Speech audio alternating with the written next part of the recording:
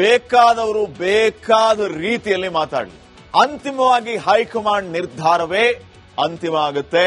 ಅದು ರಾಹುಲ್ ಗಾಂಧಿ ಅವರ ಕೈಯಲ್ಲಿ ಸಿದ್ದರಾಮಯ್ಯ ಭವಿಷ್ಯ ಅಡಗಿದೆ. ರಾಹುಲ್ ಗಾಂಧಿ ನಿರ್ಧಾರದ ಮೇಲೆ ಸಿದ್ದರಾಮಯ್ಯ ಕುರ್ಚಿಯ ಭವಿಷ್ಯ ನಿರ್ಧಾರ ಆಗುತ್ತೆ.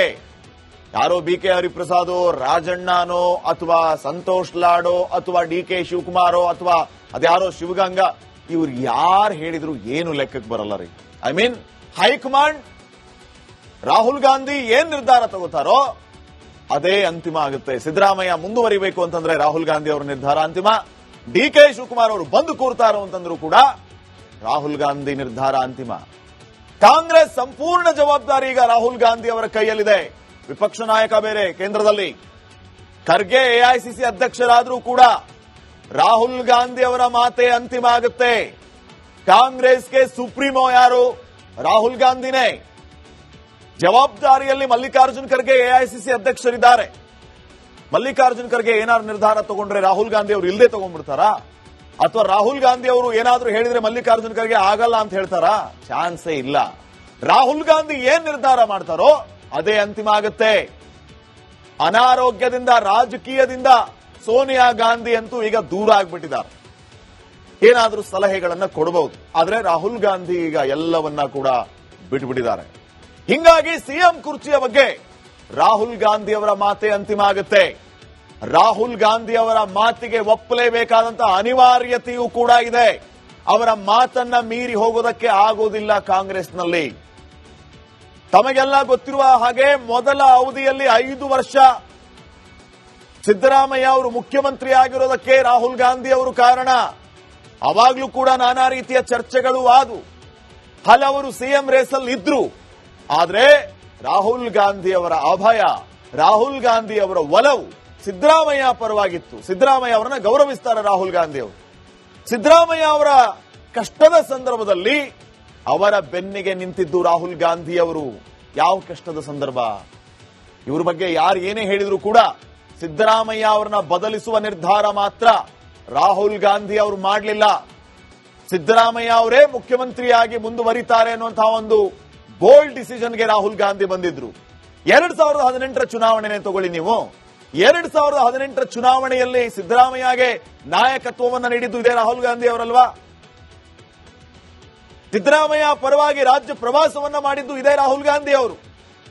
ಹೌಸ್ ಅಲ್ಲಿ ಅಪೋಸಿಷನ್ ಲೀಡರ್ ಮಾಡಿ ಕೂರಿಸಿದವರು ಇವರೇ ರಾಹುಲ್ ಗಾಂಧಿ. ಇನ್ನ 2023ರಲ್ಲಿ ಕಾಂಗ್ರೆಸ್ ಗೆದ್ದಾಗ ಮತ್ತೆ ಸಿದ್ದರಾಮಯ್ಯ ಅವರಿಗೆ ಮಣೆ ಹಾಕಿದ್ದು ಇದೇ ರಾಹುಲ್ ಗಾಂಧಿ. ಕಬ್ಬಿಣದ ಕಡಲೆ ಆಗ್ಬಿಡ್ತು. ಯಾರನ್ನ ಸಿಎಂ ಮಾಡಬೇಕು?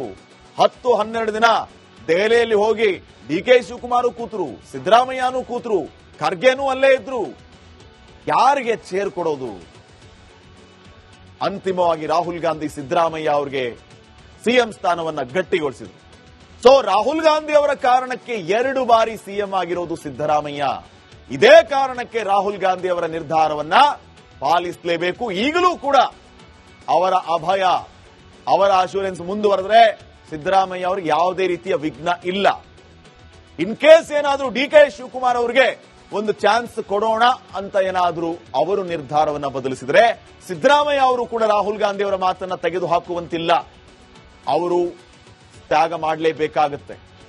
ಸೊ ನೋಡೋಣ ಏನೇನಾಗುತ್ತೆ, ಯಾರು ಯಾವ ನಿರ್ಧಾರವನ್ನು ಯಾವ ಕ್ಷಣದಲ್ಲಿ ತಗೋತಾರೆ, ಯಾರು ತ್ಯಾಗರಾಜ ಆಗ್ತಾರೆ, ಎಲ್ಲದಕ್ಕೂ ಕಾಲ ಉತ್ತರ ಕೊಡ್ಲಿಕ್ಕಿದೆ. ಬೇಕಾದವರು ಬೇಕಾದ ರೀತಿಯಲ್ಲಿ ಮಾತಾಡಲಿ, ಅಂತಿಮವಾಗಿ ಹೈಕಮಾಂಡ್ ನಿರ್ಧಾರವೇ ಅಂತಿಮ ಆಗುತ್ತೆ. ಅದು ರಾಹುಲ್ ಗಾಂಧಿ ಅವರ ಕೈಯಲ್ಲಿ ಸಿದ್ದರಾಮಯ್ಯ ಭವಿಷ್ಯ ಅಡಗಿದೆ. ರಾಹುಲ್ ಗಾಂಧಿ ನಿರ್ಧಾರದ ಮೇಲೆ ಸಿದ್ದರಾಮಯ್ಯ ಕುರ್ಚಿಯ ಭವಿಷ್ಯ ನಿರ್ಧಾರ ಆಗುತ್ತೆ. ಯಾರೋ BK ಹರಿಪ್ರಸಾದೋ, ರಾಜಣ್ಣನೋ, ಅಥವಾ ಸಂತೋಷ್ ಲಾಡೋ, ಅಥವಾ DK ಶಿವಕುಮಾರೋ, ಅಥವಾ ಅದ್ಯಾರೋ ಶಿವಗಂಗಾ, ಇವ್ರು ಯಾರು ಹೇಳಿದ್ರು ಏನು ಲೆಕ್ಕಕ್ಕೆ ಬರಲ್ಲ ರೀ.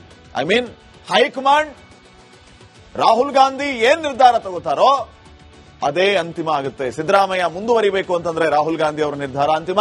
DK ಶಿವಕುಮಾರ್ ಅವರು ಬಂದು ಕೂರ್ತಾರೋ ಅಂತಂದ್ರೂ ಕೂಡ ರಾಹುಲ್ ಗಾಂಧಿ ನಿರ್ಧಾರ ಅಂತಿಮ. ಕಾಂಗ್ರೆಸ್ ಸಂಪೂರ್ಣ ಜವಾಬ್ದಾರಿ ಈಗ ರಾಹುಲ್ ಗಾಂಧಿ ಅವರ ಕೈಯಲ್ಲಿದೆ. ವಿಪಕ್ಷ ನಾಯಕ ಬೇರೆ ಕೇಂದ್ರದಲ್ಲಿ, ಖರ್ಗೆ AICC ಅಧ್ಯಕ್ಷರಾದ್ರೂ ಕೂಡ ರಾಹುಲ್ ಗಾಂಧಿ ಅವರ ಮಾತೆ ಅಂತಿಮ ಆಗುತ್ತೆ. ಕಾಂಗ್ರೆಸ್ಗೆ ಸುಪ್ರೀಮೋ ಯಾರು? ರಾಹುಲ್ ಗಾಂಧಿನೇ. ಜವಾಬ್ದಾರಿಯಲ್ಲಿ ಮಲ್ಲಿಕಾರ್ಜುನ್ ಖರ್ಗೆ ಎಐಸಿಸಿ ಅಧ್ಯಕ್ಷರಿದ್ದಾರೆ. ಮಲ್ಲಿಕಾರ್ಜುನ್ ಖರ್ಗೆ ಏನಾದ್ರು ನಿರ್ಧಾರ ತಗೊಂಡ್ರೆ ರಾಹುಲ್ ಗಾಂಧಿ ಅವರು ಇಲ್ಲದೆ ತಗೊಂಡ್ಬಿಡ್ತಾರಾ? ಅಥವಾ ರಾಹುಲ್ ಗಾಂಧಿ ಅವರು ಏನಾದ್ರೂ ಹೇಳಿದ್ರೆ ಮಲ್ಲಿಕಾರ್ಜುನ್ ಖರ್ಗೆ ಆಗಲ್ಲ ಅಂತ ಹೇಳ್ತಾರಾ? ಚಾನ್ಸೇ ಇಲ್ಲ. ರಾಹುಲ್ ಗಾಂಧಿ ಏನ್ ನಿರ್ಧಾರ ಮಾಡ್ತಾರೋ ಅದೇ ಅಂತಿಮ ಆಗುತ್ತೆ. ಅನಾರೋಗ್ಯದಿಂದ, ರಾಜಕೀಯದಿಂದ ಸೋನಿಯಾ ಗಾಂಧಿ ಅಂತೂ ಈಗ ದೂರ ಆಗ್ಬಿಟ್ಟಿದ್ದಾರೆ. ಏನಾದ್ರೂ ಸಲಹೆಗಳನ್ನ ಕೊಡಬಹುದು, ಆದ್ರೆ ರಾಹುಲ್ ಗಾಂಧಿ ಈಗ ಎಲ್ಲವನ್ನ ಕೂಡ ಬಿಟ್ಬಿಟ್ಟಿದ್ದಾರೆ. ಹಿಂಗಾಗಿ ಸಿಎಂ ಕುರ್ಚಿಯ ಬಗ್ಗೆ ರಾಹುಲ್ ಗಾಂಧಿ ಅವರ ಮಾತೇ ಅಂತಿಮ ಆಗುತ್ತೆ. ರಾಹುಲ್ ಗಾಂಧಿ ಅವರ ಮಾತಿಗೆ ಒಪ್ಪಲೇಬೇಕಾದಂತಹ ಅನಿವಾರ್ಯತೆಯೂ ಕೂಡ ಇದೆ.